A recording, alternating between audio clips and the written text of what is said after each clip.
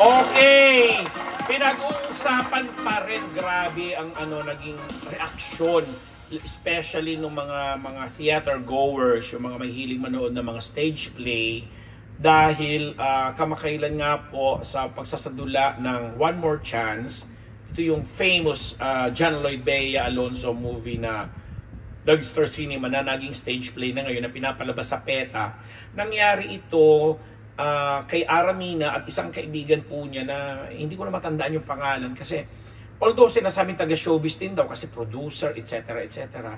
na nanood din kasamang iba pang mga mamihilig sa plays na kung saan nakitaan or namataan sila na gumagamit ng cellphone at laptop.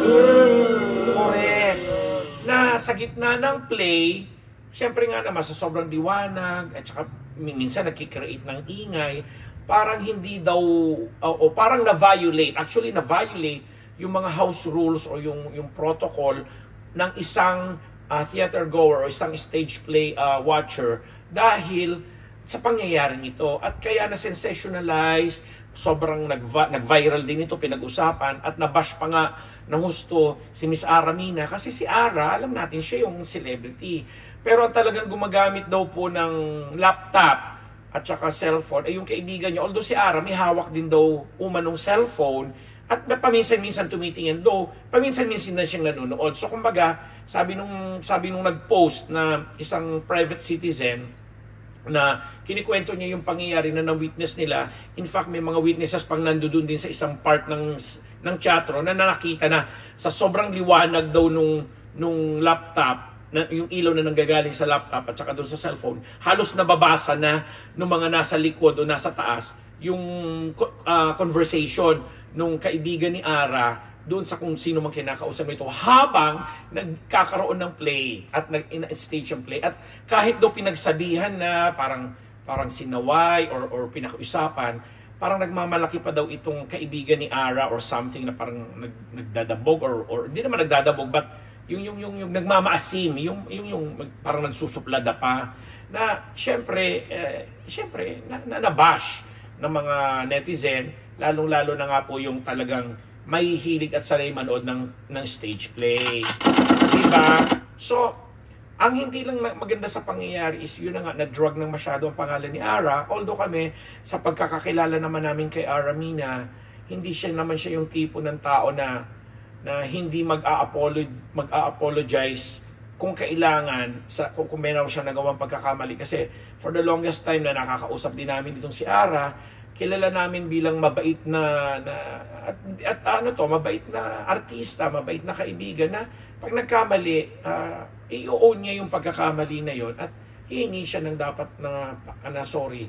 Although hindi ko alam kung nakahingi na ng apology itong si Ara dahil itong PETA, yung venue na kung saan ginanap yung play, humingi na ng apology doon sa nag-upload nung hinanakit, hinaing with video and photos. And parang inalok pa nga sila na bibigyan sila ng complimentary tickets para sa same show para kung hindi nila na-enjoy yung time na nangyari yun, may enjoy nila this time kasi nga parang sinigurado ngayon ng PETA na they're going to observe the proper protocol pag may mga ganong ganap.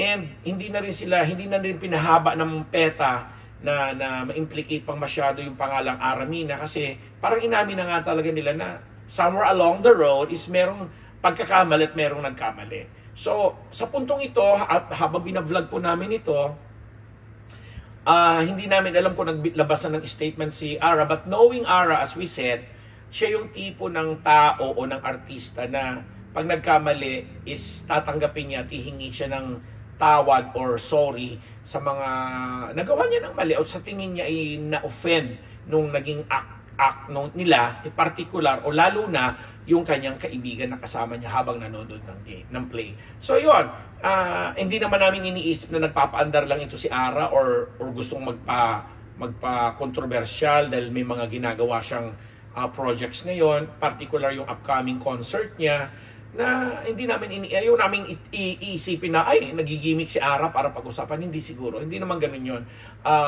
Ano yung tayo, alisin natin yon.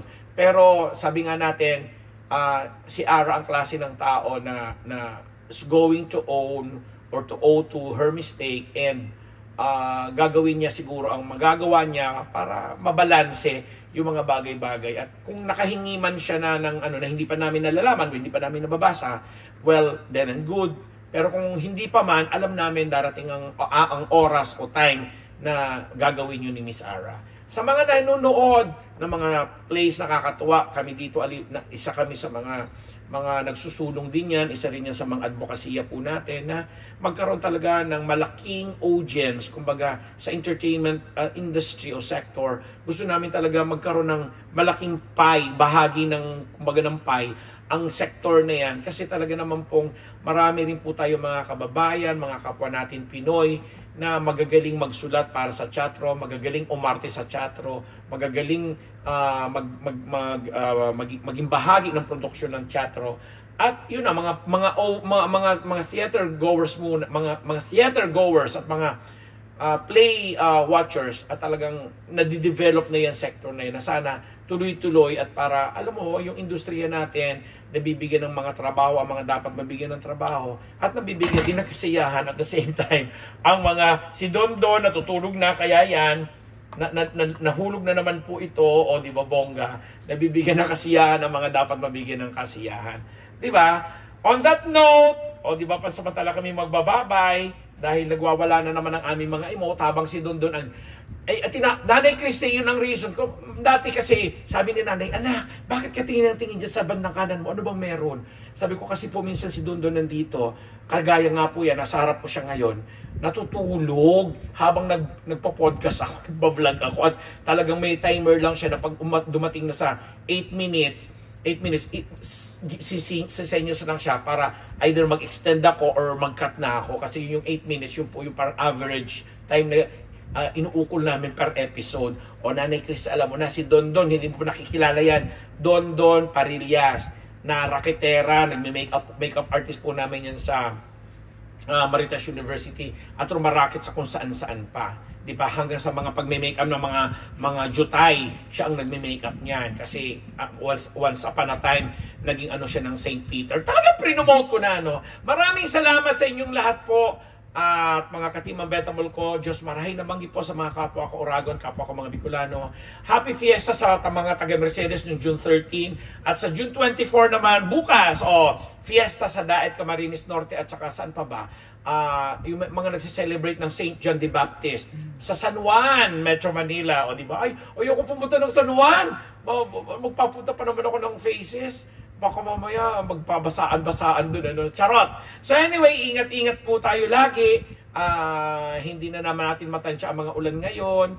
At mainit, maulan. Tapos dun sa farm, nababalita yung yung nanggaling na yung Q fever ba yon, na nakukuha sa sa kambing.